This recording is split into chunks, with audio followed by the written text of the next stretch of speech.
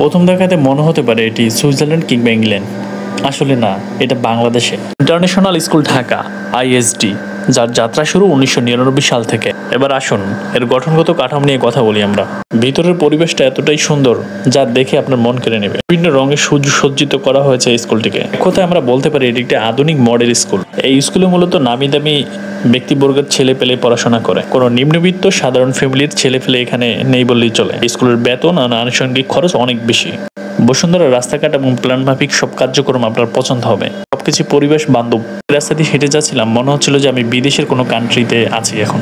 এবং দিনে রাতে যে কোনো সময় আপনি চলাফেরা করেন না কেন এবং খুব সেফটির সাথে চলাফেরা করতে পারবেন। একটি গার্ড হিসেবে মানুষের জীবন নিরাপত্তার কাজে এবং এখানে সবসময় সিকিউরিটি নিয়োজিত থাকেন। ফ্ল্যাট বাড়িতে বসবাস করতে হলে আপনার 1 মিনিটের ভাড়া দিতে হবে মিনিমাম 20 থেকে 30 হাজার টাকা।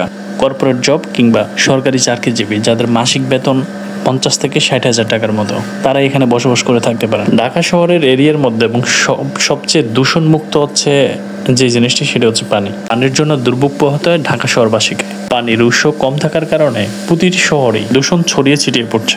আবাসিক এলাকায় যে লেকগুলো তৈরি করা হয়েছে এবং সেগুলি খুব সুপরিকল্পিতভাবে তৈরি করা হয়েছে, তারপরও পানি দূষণ দিন দিন বেড়েই চলেছে। হিসেবে কাজ করছে ঢাকা ওয়াসা। সারা ঢাকা শহরকে তারা সাপ্লাই করে পানি, কারণে আসলে মানুষের বিভিন্ন ধরনের রোগ জীবন এবং তৈরি হয়। মুক্ত পানি ব্যবহার এবং নিষ্কাশনের জন্য কাজ করে ঢাকা ওয়াসা। ভিডিওতে দৃষ্টি আকর্ষণ করছি তারা এই ব্যাপারটি নিয়ে কথা বলুক এবং এর কার্যক্রম শুরু করা। নগরবাসী পানি দূষণ মুক্ত এলাকা থেকে বসবাস করতে হবে। জ্যামজটে শহরে এসে যদি আপনি শুনতে পান পাখির কলকলানি কিচিরমিচির ডাক, তাহলে বিষয়টা কেমন লাগবে? আসলে সেরকমই একটা দুর্দান্ত বিষয় আমি এখানে এসে দারুণভাবে উপভোগ।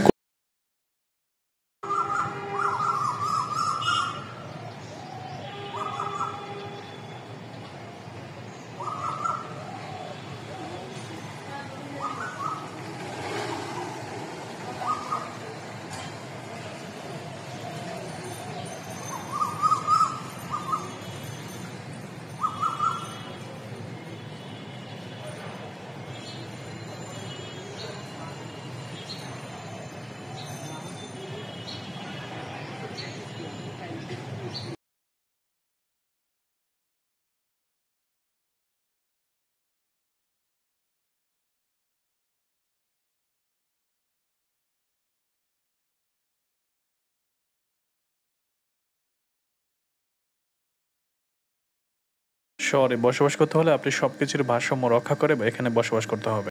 প্রকৃতি, নিয়তি, ভাগ্যকুল সবকিছু আপনাকে মেনে নিতে হবে।